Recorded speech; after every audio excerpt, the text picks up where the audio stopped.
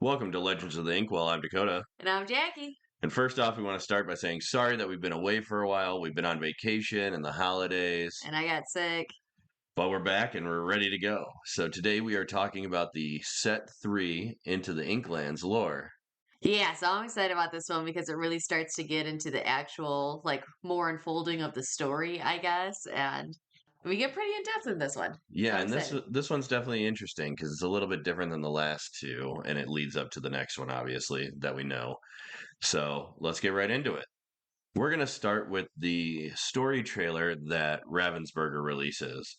So Lore washes into the Inklands, which we saw the start of the flood in Set 2, Rise of the Floodborn. And lore is like the items, so the trident and the talisman and all the different little trinkets, I guess, that are items or cards. Items of the Yeah, cards. things that are in the Yeah. Luminary. There is a sense of urgency that the lore must be returned before falling into the wrong hands. The trailer opens with a hand, it's Venturos, reaching down into piles of gold and lost lore. We also see a flying craft that we later find out is the Ink Runner. In the gold, we see the Sumerian talisman, which we know is where Magica Dispel gets her power. In case you didn't know, or you haven't seen DuckTales in a while, the Sumerian talisman is a magical amulet owned by Magica Dispel, which is the source of her magic. Lena Sabruing owned the amulet for a while after Magica was trapped in Scrooge's number one dime until she reclaimed it in DuckTales episode The Phantom and the Sorceress. The Sumerian talisman first appeared in the DuckTales episode The Beagle Birthday Massacre. Can I admit something? Sure. I've never seen DuckTales. I knew you were going to say that. I knew you were going to say that. So, good little tidbit here. We're all learning. I guess we'll add that one to the list. I didn't have Disney Channel growing up. Next, we see the Aurelian gyroscope in Venturo's hand inside of the Ink Runner with Tinkerbell, Prince Eric, and Audrey Ramirez. They are using it to find lost lore that was scattered around the Inklands. The team is then seen wandering around a wooded area, searching, and Tink finds the trident. She goes back to tell the others. They then get a hit on the Aurelian gyrosphere and head the other direction, ignoring Tink. They find Scrooge's lucky dime. Yes, the same lucky dime that Majika was once trapped in. Then, post credits, we see the trident again, and Majika's shadow grabbing it. Dun dun dun. So that's what we got out of the trailer video from Ravensburger Yeah. themselves. So it was like it seemed to be quite a short video, not that much actually going on, but the devil's in the detail. Yeah, and it feels like there wasn't as much to dive into to try to pull information out of in this trailer compared to the first chapter and Rise of the Floodborn. Right. But the cards. But the cards are where it's at. So the story is not as in depth as the others, but there is the twist. This set, the overarching story is that the heroes and the villains alike are out searching the Inklands for the lost lore. The more interesting parts are that there are many sideline stories happening, and they all relate back to the main of their searching for something. But these sideline stories of each different character trying to find the lost lore is definitely very interesting, and they don't specifically interact with each other. They're just all doing the same thing. Right. So it was fun to piece it together, see what we could find. Definitely let us know if you caught on to something that we didn't. This is definitely a set where diving into the cards is very important. So let's start with the single character cards who are all searching but don't have a full side story. So the first card that I want to point out is Orville. His flavor text says, "Boy, look at those things go. What do you call them? Ink runners? I wish I could fly like that." So this is actually where we first learn that the crafts that they're flying around in are called ink runners. Yeah, they even have one in the background. So, And they appear in the background of a handful of cards, but yeah. they have it in this card specifically. So then we had Joshua Sweet, and he's holding like a potions bottle and pouring another contraptiony potion into it.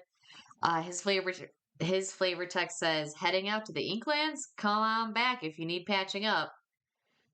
So, and then the background of that card has like the same kind of gold thing that he's pouring into his contraptions. but it's like the gold ink waterfall, which we'll see in a couple more cards later. Yeah, and he's also in that wooded area. It seems like a lot of them are in wooded areas. Yeah, But overall, we see like the amber cards have, for example, this amber waterfall in its background. I think that the color of the card relates to the Inkland that they went to in a way, sure. but it doesn't 100% of the time tie that way. So we'll see that as we go. But the next card we have is Bernard. You stay there. I'll look for the scattered lore. He's holding a lantern. His lantern is the amber symbol, which I thought was cool. So I thought I'd Yeah. mention that. But he's also in that wooded area. So then we have Nani again in like the wooded area, but maybe a little bit more tropical. And she just says, "Let me handle this, Lilo." Just got a stick. It's very important, that stick, You never apparently. know. We also have Piglet, Pooh Pirate Captain. Ahoy, there's lore out there, and I'm gonna find it. Is the flavor text. There is a hyphen in there. That's why I said it like that. But we can see that there's a bunch of these characters that are just out searching. Then we got Magic Carpet, who says, "Carpet and I can swoop in, grab the lore, and be back before anyone knows it." Dash Aladdin. So it was actually Aladdin saying it, even though Carpet is a great character. I did Disney Bound as Carpet a couple years ago when we were in Disneyland. So shout out Carpet. And also Carpet on the on the floor at Disneyland in front of, is it Indiana Jones maybe? Yeah, it's in Adventureland. I believe it's by the Tiki Room, the place that sells Dole Whips. Yeah. Aloha Isle. Or Hello. is that world? I don't know. Yeah. Yeah. You know. We've got Pua, pot-bellied buddy, always ready to lend a hand. Snout, also in the tropical area. This one I wasn't 100% sure of because Pua looks like he's there in the location of Moana, but it goes with the theme. Yeah, it's fine. We love Pua. Milo Thatch, clever cartographer. So he's looking at this map and says, "Believe me, studying gibberish really can take you places." So, I don't know. Is that in reference to anything? Like the map doesn't look like anything I can make out. Yeah, I couldn't really make out the map either. So, but either way, searching for lore. We also have Stitch, covert agent. For such a flashy dresser, he sure is hard to spot. And he's also out into the forest area. Then we got Della Duck. She says, "I survived the moon. How tough could the flooded Inklands be?" I thought that was interesting. Also, Webby has finding lore is a lot easier when you have a grappling hook. Grappling hook, maybe a future item. We don't know. I would love a grappling hook that Right? just brings lore and or items into Right? the game. It's That like would be super standard cool. spy tool. Right, right. All right, Simba Scrappy Cub says he'll join the hunt for lore after he's had a quick snack and going after one of the little bugs. Scrumptious yet satisfying. What is it? We're gonna run with that for now. We have Cloud Kicker. Thrilled to have his airfoil back. He launched into the Inklands, so he's also coming to help. All right, then we got a couple cards on Kita. So Kita, the Atlantean, has it all in the Atlantis language. So I did find a Translator. translator.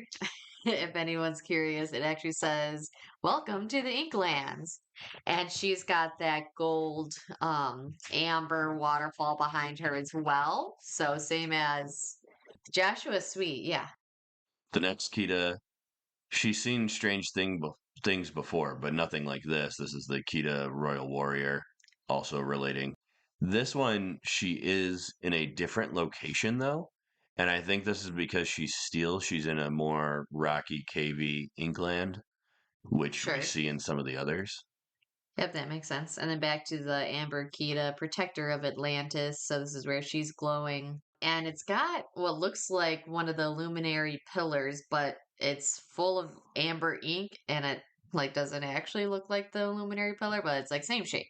And there's a bunch of forest and down trees in the background and like vines growing. So this seems to tell me that there's essentially an island or a land that is for all of the amber ink I would agree with that. Waterfalls and waterfalls and ink pillars and yeah. things like that. All right, now we're going to look at the gyrosphere. The gyrosphere we actually have seen previously. This wasn't the first set that we Hmm. saw it. In set one, we can see Maurice working on the top half of it, and we can see Belle working on the bottom half of it, which is super cool. So they tied in set one cards, the Yep. first chapter And cards, that's what's like to seen in the little video, and that's what's guiding them to all this lore. So, and the item card that we have from the set. and the item card. And then also in the set we have Belle's house, which one is enchanted and one's regular. The regular card is like looking from the outside in through the window at the gyrosphere. And then the enchanted version is from inside, like the workshop looking out of that window. So that's just a fun. They had some cool interacting cards this set. We'll hit on some more. So our first side story is going to be the Dalmatians, and I like this one a lot. So you've got Patch, just like Thunderbolt, he'll stand up to any bad guy. And then Perdita, and it says her pups will follow her anywhere. And then finally we have Pongo. We'll find our way, I know we will. And it's Pongo and all the little pups, and they're standing in the amber forest. So shout out to the specific cards. We have Patch, Perdita, and Pongo, which happen to be the names of our fish. Yeah, that worked out really well. Anything else on Dalmatians? I think that's it on the Dalmatians. This was a light side story. The next side story we have is the ducks. So all of them seem to be in the same location, Yeah, there's like Treasure Cove. Reminds me of like the cave type Aladdin, thing. but Yeah. like, gold everywhere. And I believe that it's the same pile of gold and items that Ventura was in the opening scene. Because in the Scrooge McDuck photo, richest duck in the world, you can see that kind of similar backdrop and everything there. But you've got the three boys.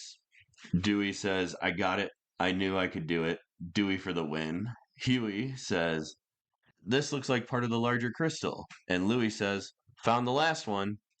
So, and they're all these crystal shards, which I didn't find a connection to any larger crystal. Did you find anything there? No, I didn't find any specific Okay, crystal. so that's something we can keep an eye out for the next set.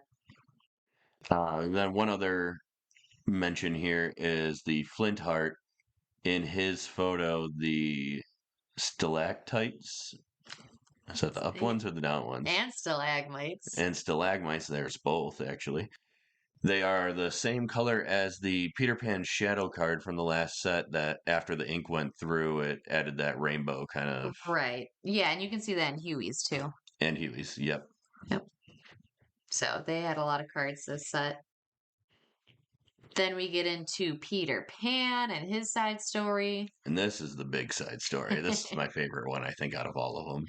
So our first one, Peter Pan, Lost Boy Leader. That card says the Illumineers needed someone to find a missing spellbook, and Peter was the first to volunteer. So we see that Peter Pan is going out looking and then runs into a little bit of trouble because we then see Peter Pan Pirate's Bane, where he is in the middle of a sword fight.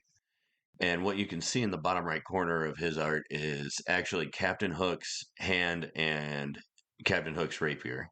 Yep. And then you look at the Captain Hook Master Swordsman, and you see Peter Pan's hand and Peter Pan's dagger, and Captain Hook in the background of that one. So it's different POVs of the same altercation. Yeah, so very cool one there. And Peter Pan is basically distracting Captain Hook at this point. So then the Lost Boys come in a bit. So we got Cubby, and he's pulling off the like steering wheel of the boat. His flavor text says, with Peter holding off Hook, Cubby did what he does best, break stuff. We then get our next So card. and I think you can see Hook. But I think the fight between Hook and Peter in the background. Yeah, you can see Hook's head in the background, which is cool. We get then to our next card where in the background we see the Lost Boys on an island and Captain Hook pointing and yelling, "On your feet now." And the flavor text of that one is, "Catch them before they get away." And then you got Mr. Smee, bumbling mate. In the background, you got the ship that's been, I don't know, is it taken at this point? Or is it just on the rocky seas? It's on the seas and they've basically taken the steering wheel from it so they Okay. couldn't go away. And his flavor text says, "Catch those little ouch," because he's getting pinched by a crab in this photo. Then we see Starkey, devious pirate, is also traversing this island trying to find the Lost Boys. Yep. And then slightly, and he's got the steering wheel in the background that's like tied up with ropes. Is that like forming a net trap kind of thing? Yeah, to a tree branch, and there's a hole under it Nice. to And trap his them. flavor text is just pirates sure are easy to trick. And while all of this is going on, we get our Tinkerbell Very Clever Fairy card. She lives in a world of possibilities, and you can see she's got gears and what looks like the middle of the Aurelian gyroscope Yeah. in her hand. Yeah, so probably like the key piece of how it all works because it's like glowing blue and it's a little lore pointer. Lore symbol. Yeah. So then we see the gyrosphere in this next card, Wendy Darling, Talented Sailor, and it's in the steering wheel of the boat, presumably guiding her where to go. And her flavor text is, with Tink's upgrades in place, Wendy took them to the skies to find the missing mermaid. Missing mermaid, you say? Missing mermaid. We'll come We'll back get to back to that. that. The Jolly Roger also, we see that it is not sailing, it is actually flying, and you can see it's got the ruby light emitting from it, Yeah. but it also has some pixie dust there, which lets us know that Tink took it over and is now flying and is now their ink runner, Right. essentially. So that one was my favorite storyline, I think, out of all of them, just because it was so complex and everything going Yeah. back and forth across multiple colors. Yeah. No, that's a good one. And then we got like the Mickey Minnie side story. So starting with Mickey Mouse. What is that? Stalwart Explorer. Stalwart Explorer. I'm leaving that in. All right. His flavor text says Mickey knew just when to start searching for the sorcerer's hat, but he didn't expect it to be guarded. So, and he's got his own grappling hook, and he's all like Indiana Jonesy, in my opinion. But Then we've got Gustav the Giant, and there's no flavor text on this one, but the background looks very similar to the Mickey Stalwart Explorer. yep, and there's like And ropes around him. there's a cave in the background. And then we have Pluto with his little backpack on. Pluto, Mickey's clever friend, and it says Pluto's job was to keep Gustav's attention so Minnie could get to the cave. So I think a little Mickey Pluto distraction here. And what's interesting is it looks like Pluto has some sort of a spell book on his side, Oh, yeah. as well as on his chest, he has this blue glowing thing, which we later see in the Distract card, which is Gustav kind of looking at something that's lighting up in the sky. We're not really sure what it is, But it's but blue and it's glowy. blue and glowy. So I'm going to go with it's the same thing that's on Pluto's chest. Me too. Then getting into Minnie Mouse Funky Spelunker. She's, I don't know, climbing down the rocks with her rope. Belaying, Sure. is that the term? I have no idea. I think it is. Rock climbing, but the down part. Her flavor text says, she'll never cave under pressure. Uh, and then finally, we have the Sorcerer's Hat card, which is the lore that they're looking for in this side story. Minnie approached it cautiously. Whoever had placed it there might have prepared traps. So, and you can actually see her with her little pickaxe in the background, her shadow, at least. So, and it's in this cave with some other books around it. So, It looks like somebody's been stashing stuff. yeah, suspicious. Let's talk a little bit about a mysterious structure. Mysterious structure. So, starting out with Prince Eric, expert helmsman. So his flavor text, it says, the storm came out of nowhere, forcing Eric to turn back before he reached the mysterious structure at the edge of Lorcana. So, and he's steering his boat, doing his, Captain Prince Eric thing. And then we have Captain Amelia. I've spotted a strange structure on the horizon. Hard to port, helmsman. So both of them are talking about this strange structure. There's storms around it. We're not really sure what it is. It's at the edge of Lorcana. Could it have something to do with Ursula's cave? We're not really sure. We're going to find out as we go. So then we highlighted just like all the lost lore that ended up being items in this set. We start with Wildcat's wrench, and it looks like it's laying in the bottom of the forest somewhere. And it appears to be in the amber forest as well. So it looks like it's in the forest that it's supposed to be in. Oh, that's good. Other ones that we have like Maui's fishhook, Sumerian talisman, which we've talked about. The Heart of Tafiti, the Lucky Dime, which we talked about, Robin's Bow, and then the interesting one is the Starlight Vial. Yeah, so in that flavor text says, in the wrong hands, this vial of magic could be disastrous. So we don't know what the Starlight Vial is. But it has some seaweed behind it. It definitely has seaweed behind it. And we know that starlight was what helps the Illumineers animate the glimmers. So maybe the starlight in this vial is just some source of magic from the Illuminary that potentially gets into the wrong hands, which is not good. Now we move to the villains on the search. So we went through a handful of the heroes that are kind of going through and searching. Yeah. Now we're gonna for good, it seems like obviously our yeah. heroes. Now we have the villains searching for the same thing. So starting with Queen of Hearts, Wonderland Empress. So she's looking all fine and dandy on her fancy wagon and I don't know, her little card guys. And that just says, the more the Inkland she claims, the more she wants. So nothing too crazy there, but obviously just trying to rule the Inklands as one does As when you're an one evil does. queen. The next two that we have are Bestow a Gift and Diablo Faithful Pet.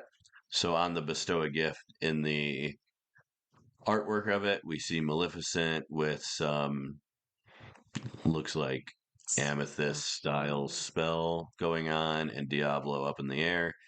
And it says, from Magic Ink, I call this gift. Fly, my minion, thy wings be swift. And then in the Diablo Faithful Pet, we read, with a little ink enhanced magic, nothing escapes his sight. So the villains are now, not only is the flood affecting the Inklands, but also the villains are using the flood to their benefit in order to give special magic to things. And also shout out to the art on this Diablo card. So it's the Diablo Faithful Pet, and he's basically turned into like the thorn bushes that Maleficent deals with, and I don't know, it looks really cool. It looks really cool. I like it a lot. So our first villain side story is the Madame Medusa one. So we have Mr. Snoops. This is simple, Snoops. I want that lore, the one that shines like a diamond, Madame Medusa. So this is the Mr. Snoops inept businessman. Yeah. card. And like which one shines like a diamond? That's what I'm not Many sure of them. about. We're Yeah, not I mean, really sure a which lot of them one. are shiny. Yeah. Very shiny stuff. Nothing like diamond specific, though, I feel like. Yeah. The next one is Boss's Orders, and it just says, Snoops, I know you can look harder. Find me that lore, Madame Medusa. And it's just Mr. Snoops climbing through a window with Madame Medusa's shadow, like telling him what to do. And then finally we have the Madame Medusa card. Finding lore will be as easy as taking candy from children. And of course, it's going to be easy when you send Mr. Snoops to do it. So our next side story is Ursula. And there's actually two of them. Yes. So the first one we have is Ursula, Deceiver of All, the Emerald. I don't want much, just the most powerful lore. So makes sense. And she's got Jetsam and Flotsam with her. Jetsam says, there must be powerful lore here, very powerful. And Flotsam says, Ursula needs lore to complete her plan. Complete her plan. She has a plan? What? What? What plan? I didn't know. More to come on that one. The other Ursula side story that we have is Ursula's Sea Witch. The secret contract has already been written, and this is just referring to binding contract from set 2, I assume, Rise of the Floodborn. But that's just a honorable mention side story. So, and it is an interesting background on her card with the crown structure looking thing. Yeah, definitely embodies the Dreamborn aspect of this card. Yes. Our next side story is Magicka Dispel. So, as we found out, Lena releases Magicka from the Lucky Dime, and Lena actually owned the Sumerian Talisman for a while. So, what we see here is on the Sumerian Talisman, summon spirit from the dark, show thyself before this arc. And it says Lena Brewing. And then on the Lena card, born from the shadows, saved by friendship. So that just furthers the point of not only the Lorcana story, but also brings in the DuckTales story. Mm-hmm. Then we have Magicka Dispel, the Midas Touch, and she's basically holding a rose that's gold, turning gold, Midas Touch kind of thing, right? She says, I can feel my powers growing the closer I get to Scrooge's precious dime. So she's also looking for the dime. Yep. I'm speculating a bit because this is future me that already knows future cards, but I'm speculating that the rose she's holding happens to be the mystical rose, sorry, from set 4. But that's a future item we're not really sure about yet in this current time, but Yeah, I don't wink, know what you're wink, talking about. wink, wink. And then the other Magicka Dispel, Thieving Sorceress. And she's got like her background shadow lady basically opening this little gold container. Trinket box kind of Yeah, thing. I'm doing the hand motion here. Uh, and then she says, do you know what I call this? A good start. And the cool part is that the shadow holding an item is also what we see at the end of the The video trailer story story. thing. Yeah, Yeah, with the with trident. the trident. But then So this little gold trinket box is also from a set 1 Ariel card. She's actually holding that trinket box. It's Ariel Who's It Collector, and that's like the main thing she's holding. So it's kind of interesting that the set 1 stuff is now actually the lost lore that we see in the Inklands. exactly. And locations are introduced in this set. Yeah. So I think the most interesting one here is the Sorcerer's Tower. Everything you need to make some magic is the flavor text on that one. And that just tells us that, yeah, you are able to make magic. How you're able to make magic, I don't know if we know the exact science for that, but I think it has something to do with the starlight I don't know if and the it's a science. I glimmers think and it the might be ink. magic. This is true. There is no science to magic. But Oh, anyway, the other ones, they don't scream necessarily like the lore is here, but they could. So, like the Bayou, it says a place to find what you need, not just what you want. Nottingham says, I say, sire, your mother's castle would be the perfect place to set up our scheme. Maui's place of exile says nothing but boulders and sand, easy to miss. So, I mean, seemingly you could put lore there. I don't know. Maybe their locations. right, hidden in plain sight Yeah. of something that you might overlook. Yep. I think the Neverland one is interesting because it ties back to our Ariel is Lost from earlier.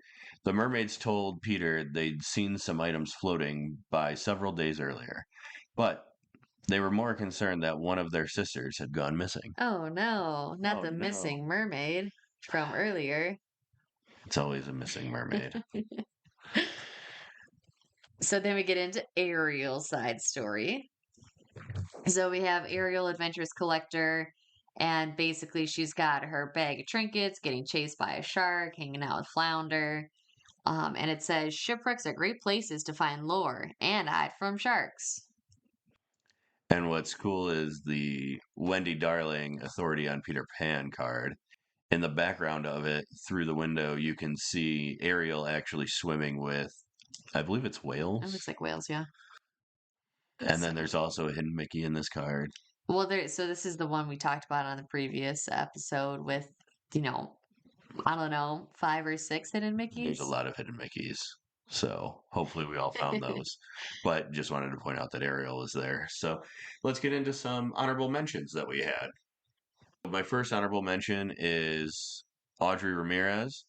Her flavor text is, "How'd you break this thing anyway?"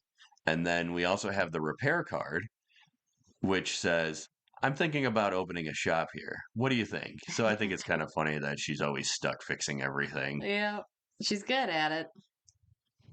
My next honorable mention is Dalmatian puppy E.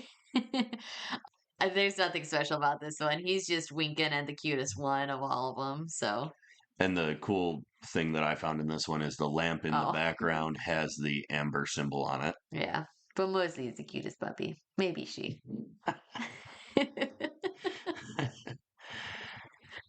The next one that I had was Pluto Friendly Pooch.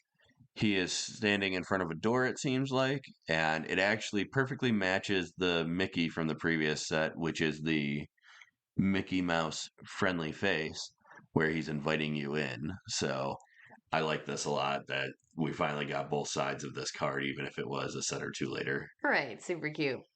And then we got Jafar, Lamp Thief. And it just says, I will rule as far as the eye can see. But basically, it's just Jafar holding the lamp. So I don't know if that's like stolen lore, Lamp Thief, or if that's just straight from the movie. Not positive there, but The next one I had was I Will Find My Way.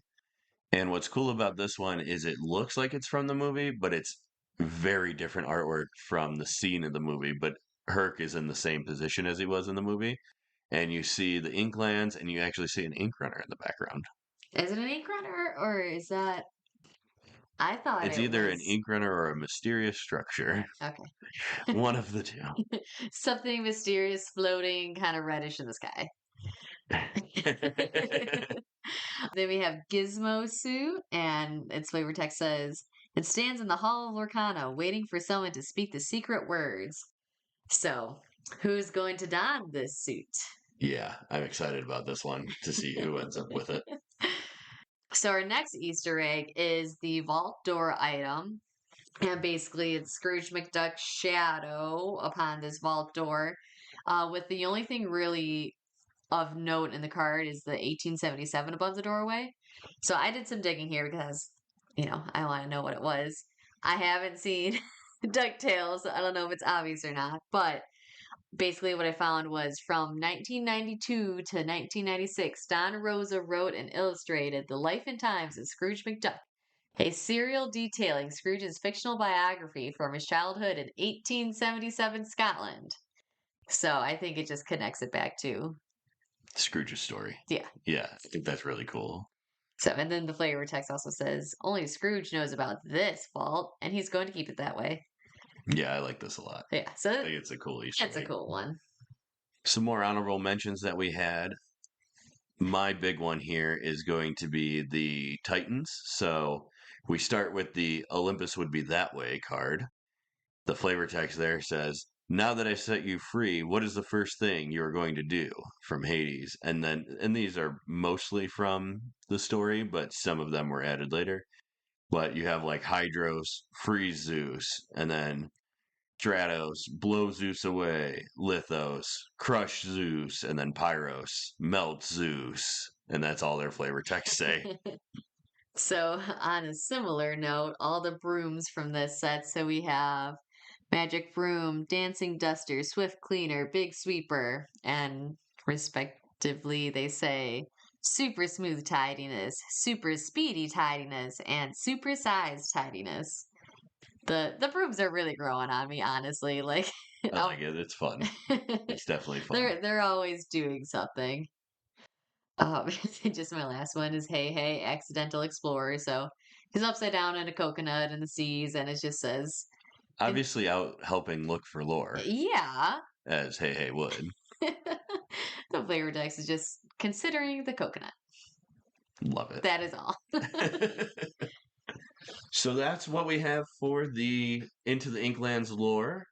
As we said, there's the overarching story of everybody is going out trying to find this lost lore from the flood, heroes and villains alike, and there's just a bunch of fun side stories and side quests going on throughout the set. Yeah, so we'll see if we can connect those to more cards and yeah, set 4 is going to tie it all together. So Yeah, super excited about that. that should be a big recap, big. Yeah, that's a big one. Because we not only have the regular set for that one, but we also have the Illuminator's Quest Deep Trouble. Ooh. So we have Okay. two sets of cards to kind of dive into Oh, there. okay. I didn't think about We'll that. get into that in the next one, Okay. though. All right. All right. No spoilers, no spoilers. So, Jackie, what did you do this week in Lorcana? Let's see here. This week in Lorcana, last week in Lorcana, I played at League with some new set 6 decks. How'd you like that? I lost every round. Yeah, yeah, you did. But you know, it's a work in progress. At least we're learning. Yeah, we're learning. So no, I mean it was good. It was interesting seeing that was the first week I was back at League and just seeing what other people are starting to play with set 6. So definitely interesting. What about you? What did you do? I also went to League and I played in League last week and this week, and I lost this week with a new deck that I was trying.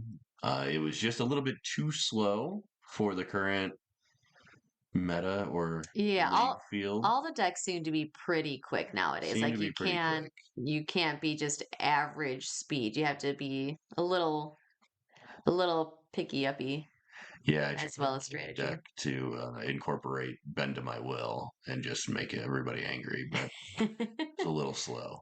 I did get it off every game, so that was good, but it was way too late for me to win the game. Yeah.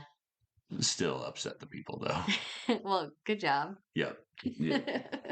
The goal worked, so we're in. But definitely need to make that faster or change something up. I don't even know if it's going to work ever, but maybe not. Eh, While the sets are this fast, we'll workshop we'll workshop it. it. We'll try again next week. But that's all I have for today. Awesome. Thank you all for joining us, and we'll see you on the next episode. And remember, it's a great day to have a great day.